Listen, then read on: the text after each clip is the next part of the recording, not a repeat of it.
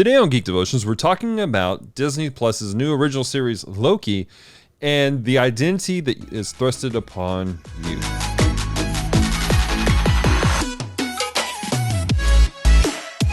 Hello, Devoted Geeks. Welcome to Geek Devotions, a show from Devoted Geeks, who are devoted to letting you know that you are loved. I'm Dalton. I'm so glad you hit the play button today. If you're new to our show, we take geek pop culture items like movies, video games, comic books, and we use them to let people know that they're loved. So if you do not watch past this moment right here, right now, know this. We love you.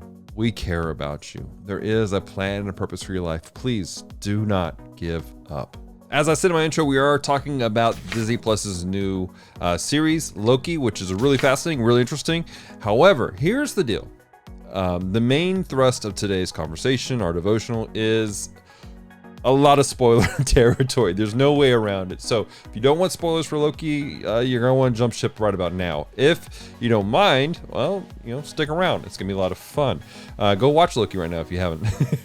If you haven't watched Loki, but you don't care about spoilers, here's what's happening. Loki takes place kind of in the middle of all the Endgame movies. You guys remember there was a time frame at the end of Endgame where they're going back in time, trying to fix everything and move all the Infinity Stones, all that good stuff. And Loki grabs the Tesseract and he disappears. This takes place in the midst of him disappearing. What happened is that he actually went to another time, like literally time traveled somewhere else, and it threw off the great timeline, the quote unquote sacred timeline. And you have this thing called the Time Variant Agency, which is in charge of maintaining the timeline and make sure variants, which apparently Loki is now one of, don't do that. So he's been arrested and he's going through all this processing and everything. And in the midst of it, he's pulled to the side for a very specific reason. I'm trying not to give you guys too many spoilers. And he's being questioned about his life. He's being questioned about what he does. And I'm beginning to actually play segments of his life. And he's been asked a series of questions. One such question is, do you enjoy hurting people? Yes or no? And he's kind of fighting the question a little bit. He says, yes, I do, and all this other good stuff. That's not that good stuff. It's terrible stuff. It's bad. It's bad.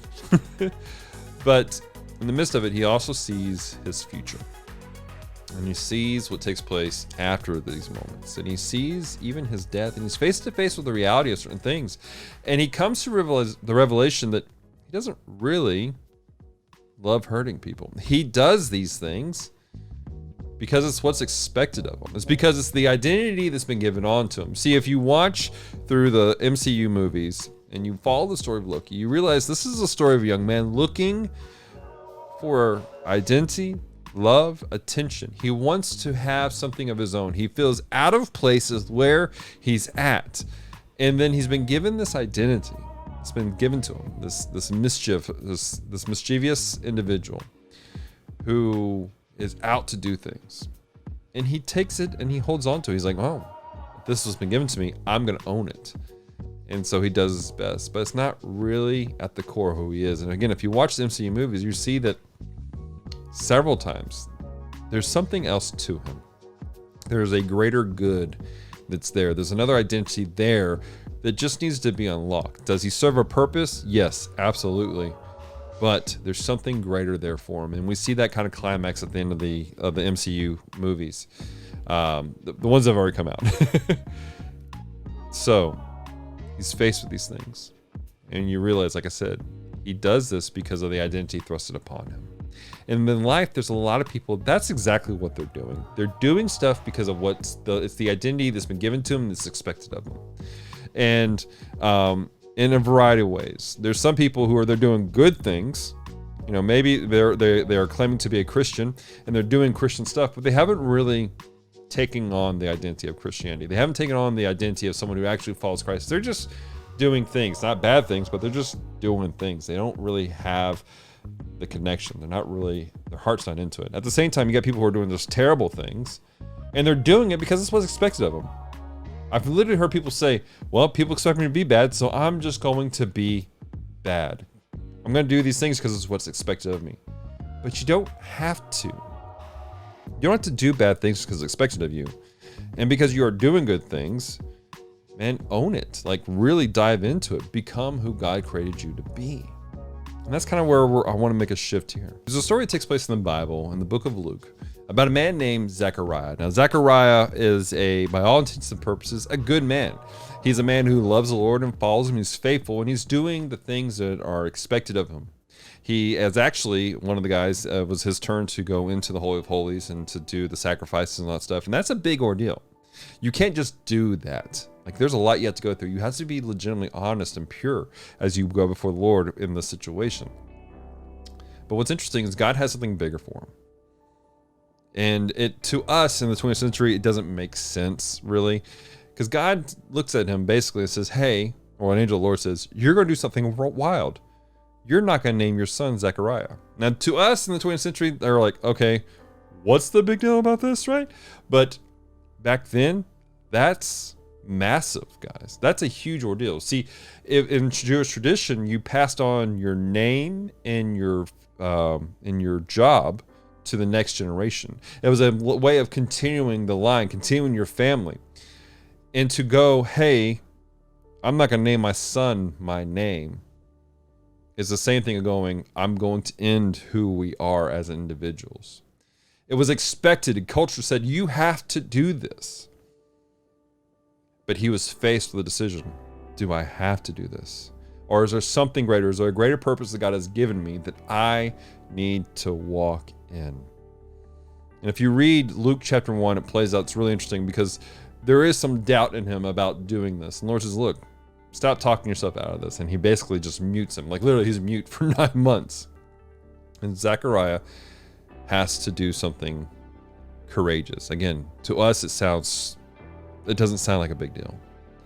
But he had to write out the words when asked, what is the name of your son? And he says, his name is John. In that moment, he's breaking cultural norms. In that moment, he's breaking what's been expected of him and doing what God has actually called him to do and to be what God's called him to be. Empowering the next generation, empowering something amazing. Because he was obedient to the Lord and wrote out those words, his name is John. We had John the Baptist, the man of God who was a forerunner of Jesus, if you will. He was the man in the wilderness, calling people to repentance, pointing people back to Jesus. A man who changed cultures. And this is the effect of when people, you, me, everyone else, takes time to go, I'm not going to do what's expected of me by culture. I'm going to do what God's called me to do. I'm going to be who God created me to be. When we do that, even in the smallest of things, we have the ability to affect generations in the world, if only we are obedient. Now, there are some people, again, they are doing things that are terrible simply because they're expected. But when they come face to face with the reality of who they could be, and that's our job as Christians, to go, hey, look, this is the truth. In love and kindness, we talked about this a couple of weeks ago. I'll put a link in the description. Just because we're presenting the truth doesn't mean we have the right to be a jerk, right? But because we do this, they're face to face with who God says, hey, you could be this. They have the opportunity to walk in that. And when they do that, guys, it's a beautiful thing. So my challenge to you guys simply is this. Ask yourself, what does God want you to do? Who is he calling you to be? Examine what you're doing. Are you doing things simply because it's expected of you? Maybe you're interested in Christianity and you for some reason you stuck around, but you're living that life. You're doing things simply because it's what's expected of you. Because, and let's be honest with each other. Okay, let's be real. We live in a time frame where doing Christian things is not what's expected of you. It's just not. I mean, be real with you, with yourself. Are you doing what you're doing because it's really what you believe and what you think you're supposed to do? Or are you doing because it's what everyone expects you to do as a young person, as a millennial or a member of Generation Z? Why do you do what you do? Lean into what God is saying to you right now. And let him do a work in your life. Because if you do that and you really truly lean into what God has for you, you may be the catalyst that changes the world. You may be the person who brings hope to a generation. Well, guys, I hope you enjoyed today's devotion. I hope it's encouraged you and challenged you. Do me a favor, leave comments down below and let us know what your thoughts were on this devotion. For your question of the week, okay? Question of the week. This series, Loki, kind of wraps up some gaps in the story. We don't know what happened to Loki in that time frame, and this is going to explain all of it.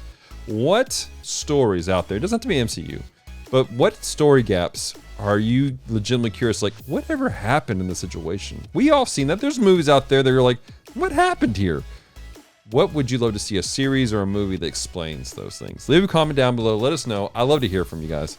Also, I encourage you guys to check out our podcast, Comm Talk by Geek Devotions, and also make sure you guys check out our website, geekdevotions.com, where we have articles and other devotions coming out on a regular basis.